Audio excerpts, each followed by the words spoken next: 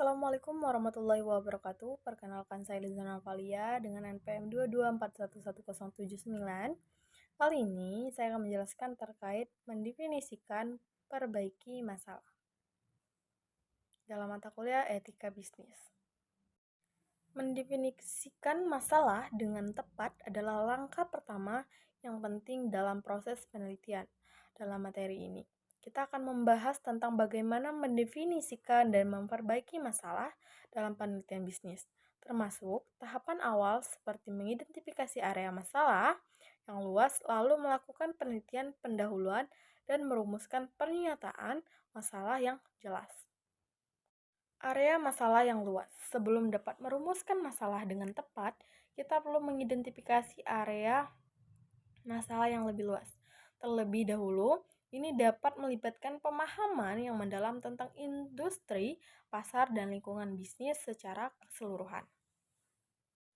Penelitian pendahuluan merupakan tahap awal dalam proses penelitian yang bertujuan untuk mengumpulkan informasi dasar yang relevan dengan topik dan subjek yang akan diteliti.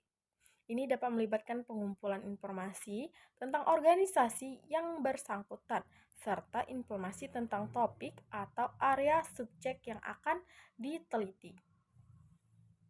Jenis-jenis informasi yang diperlukan.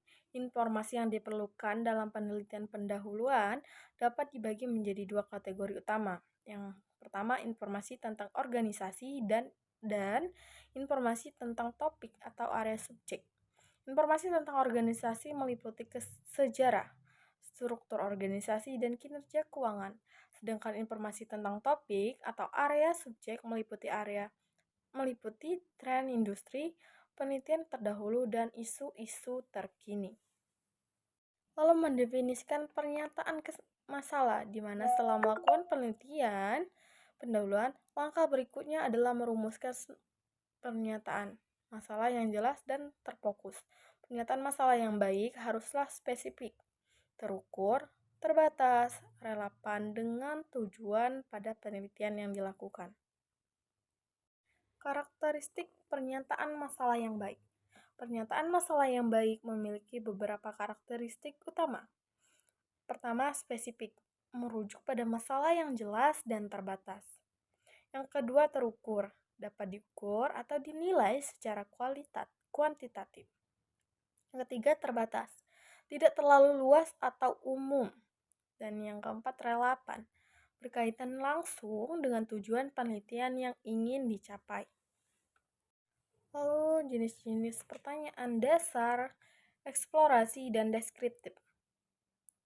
Ada beberapa jenis pertanyaan dasar yang sering digunakan dalam penelitian, antara lain pernyataan eksplorasi, di mana bertujuan untuk menjelajahi atau memahami lebih baik suatu penelitian. Lalu yang kedua, pertanyaan deskriptif, bertujuan untuk mendeskripsikan atau menggambarkan suatu fenomena secara rinci. Isu etika dalam tahap awal, investigasi. Saat melakukan penelitian pendahuluan, penting untuk memperhatikan isu-isu etika seperti kepercayaan informan, kerahasiaan data, dan penggunaan informasi yang tepat. Baik, jadi dari semua yang telah kita bahas, materi ini membahas tentang proses mendefinisikan dan memperbaiki masalah dalam penelitian bisnis, termasuk mengidentifikasi area masalah yang luas, penelitian pendahuluan, pembuatan pernyataan masalah yang tepat, dan jenis-jenis pertanyaan dasar. Implementasi manajerial dari proses ini juga dibahas, bersama dengan isu-isu etika yang perlu diperhatikan dalam tahap awal investigasi. Baik, sekian penjelasan dari saya. Lebih dan kurangnya saya mohon maaf. Terima kasih. Wassalamualaikum warahmatullahi wabarakatuh.